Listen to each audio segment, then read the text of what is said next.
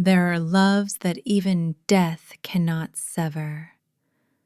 This is not a story for the faint of heart.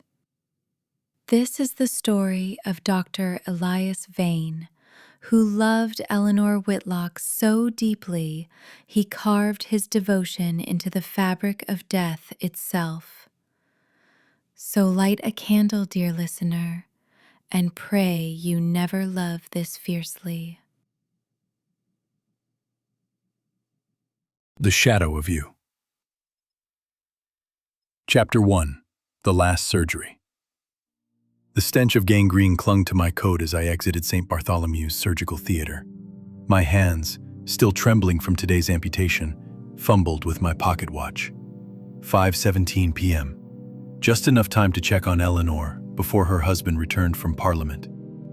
Her townhouse maid intercepted me at the door.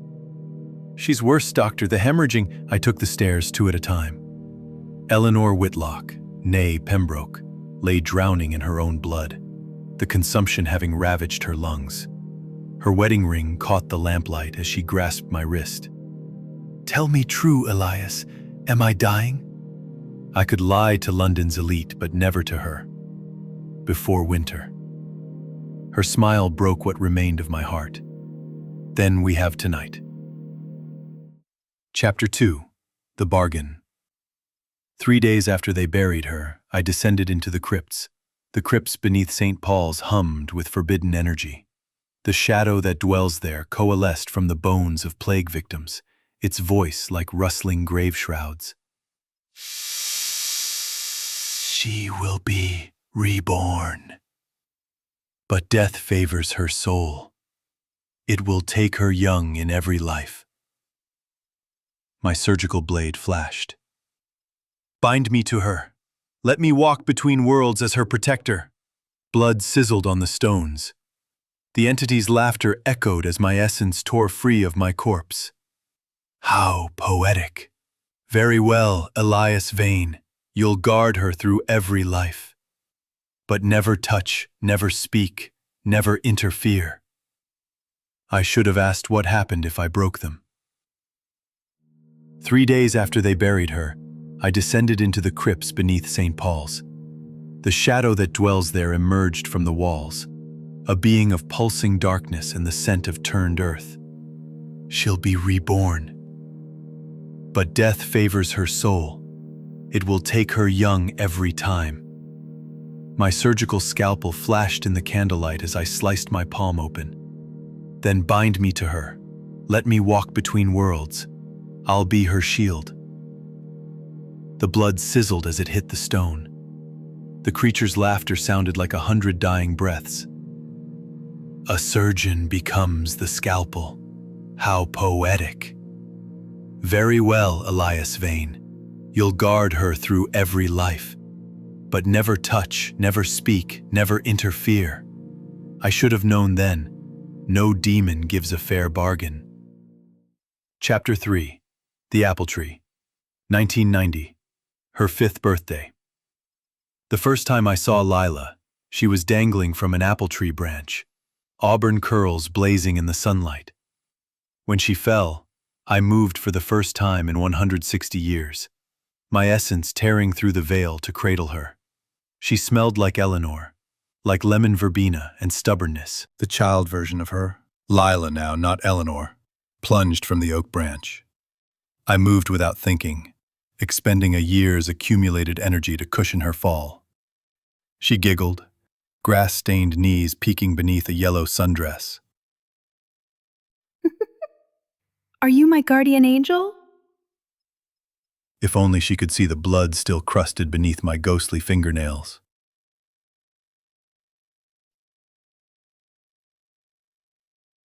Chapter 4.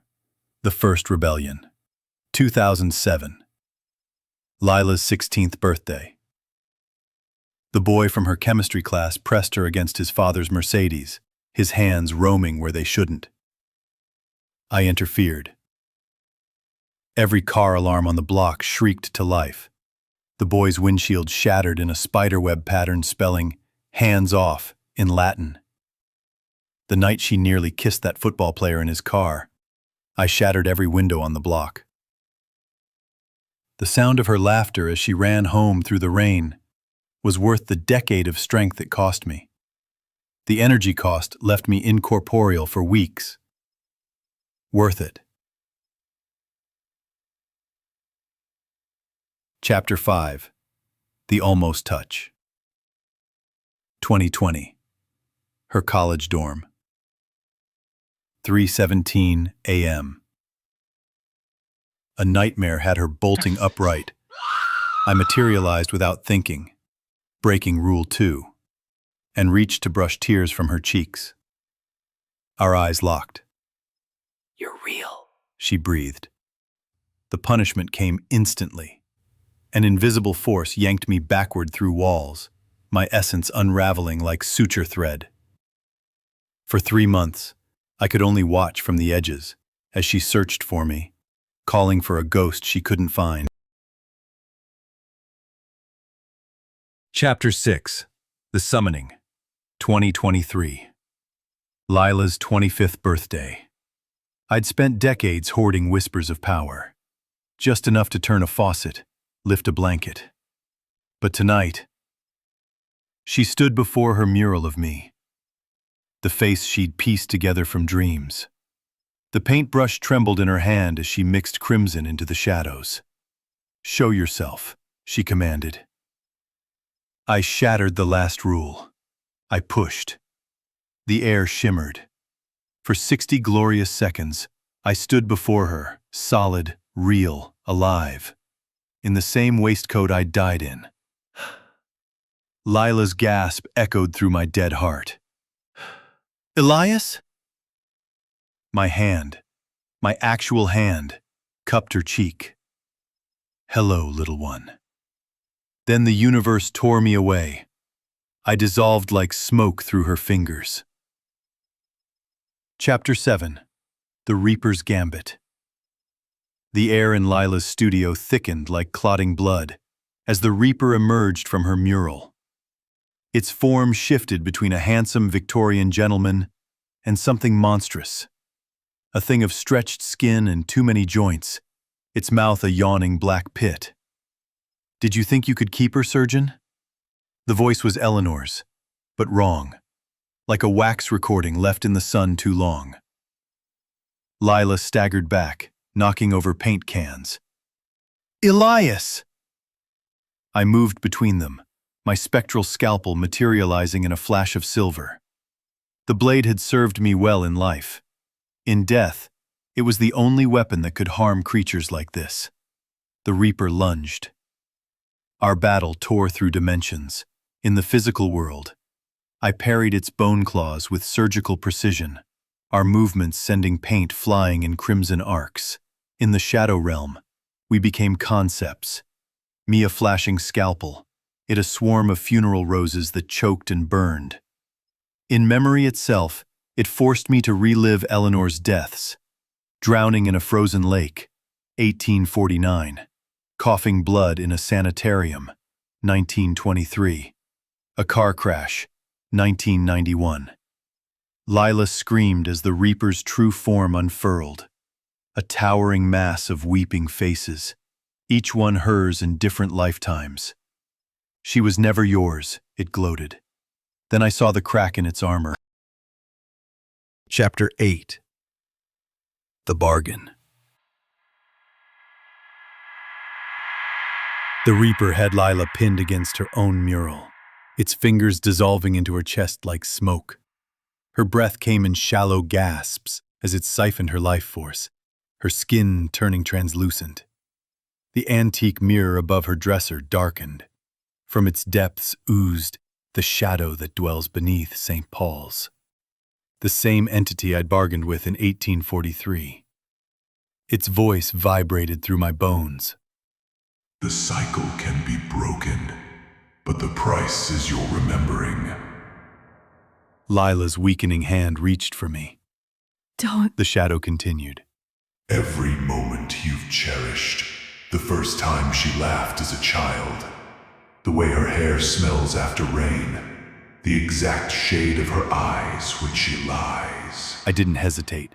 "Take them!" The Reaper shrieked as the shadow's power erupted. The room became a maelstrom of flying glass, the mirror exploding outward. Unspooling time, our shared memories flashing like a zoetrope.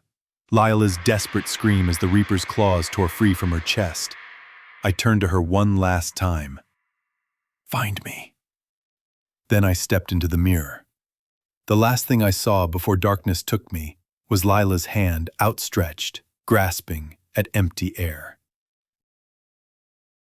Chapter 9. The Empty Place.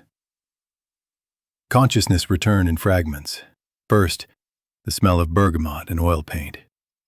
Then, the ache of a body that hadn't breathed in centuries. Finally, a woman's face above mine, streaked with tears. Elias? I sat up slowly. The room tilted, a sunlit loft cluttered with art supplies and medical texts. My hands, they were solid, warm, alive. The woman, Lila, my mind supplied, though I didn't know why, reached for me. I flinched. Who are you? Her breath hitched. I watched her rebuild her composure like a soldier after a mortal wound. I'm Lila. You've been unwell. She gestured to the pocket watch on the nightstand. Do you recognize this? I picked it up. The engraving, EV 1843. Sent a jolt through me, but the memory slithered away like smoke. Lila guided me through the apartment, her touch careful. Everywhere were signs of a shared life I couldn't recall. The kitchen calendar marked with our anniversary, the closet where my 19th century coat hung beside her paint-splattered cardigans, the mural of a man who looked like me, his shadow stretching unnaturally. When she thought I wasn't looking, Lila pressed her face to that painted shadow and wept. That night, I dreamed of a rose bush that grew through a crack in a tombstone. When I touched the petals, they whispered, "Remember." Chapter 10. The Remembering. The dreams came first. Fragments of a life I couldn't place. A child's laughter in an orchard. The scent of oil paint and antiseptic. The weight of a pocket watch in my palm. I'd wake with tears on my face and no understanding of why. Lila watched me carefully in those days, her gaze lingering whenever I'd touch something from my past life. The surgical texts, the antique stethoscope, the half-finished portrait of her that sat on my desk. Then came the day I found her crying in the studio. She stood before the mural of me, her fingers tracing the shadow I'd once inhabited. The paint was still wet where she'd added new details. A scalpel in my hand. The faint outline of a rose vine curling around my wrist. I stepped closer, and the floorboard creaked. Lila turned, hastily wiping her cheeks. I didn't hear you come in. I reached out, brushing a streak of paint from her cheek. My thumb came away blue. You always forget this spot. We both froze. The words had come unbidden, pulled from a place I didn't know existed. But I remembered now. The way she'd get paint on her face when she worked. The exasperated laugh she'd give when I pointed it out. Lila's breath hitched. Elias? The memories hit like a flood. Her as a child, grinning up at me from the grass. Her at 16, rolling her eyes when I scared off another boy. The first time I kissed her, the way her lips tasted like hope. I stumbled back, my legs giving out beneath me. Lila caught me, her hands warm against my skin. You're remembering, she whispered. I looked up at her, really looked, and saw the woman I'd loved across lifetimes. Hello, little one. She collapsed into my arms, her laughter muffled against my shoulder. Took you long enough. Epilogue. The After. Our daughter finds the sketchbook on a rainy afternoon. She's 7, the same age Lila was when I first caught her falling from that tree. And her curiosity is endless. The book is old, its pages yellowed with time, filled with drawings of a woman who looks like Lila in different eras. Curious. "Who's this, Papa?" she asks, pointing to a sketch of a Victorian lady. I exchange a glance with Lila, who smiles over her teacup. Softly. "That," I say, smoothing our daughter's wild curls, "is a story for when you're older." The girl huffs, but lets it go, scampering off to chase the cat. Lila leans into me, her head resting against my shoulder. Thoughtful. "Think she'll see shadows too?" I press a kiss to her temple, reassuring. If she does, we'll be ready. Outside, the roses bloom out of season, their petals unfurling against the frost. And so the candle burns low, its wax pooling like blood on the altar of memory. If you crave more tales of love that outlast death, of vengeance served cold from beyond the grave, then lend me your ears a while longer. Like a ghost at your window, I'll return with more whispers in the dark. So don't forget to like, subscribe, and ring that bell, lest you miss when the shadows stir again. And tell me, dear listener, whose vengeance would you haunt for? Let me know in the comments below. Tag someone who'd sell their soul for love like Elias did. Until next time, keep a candle burning. You never know who might be watching.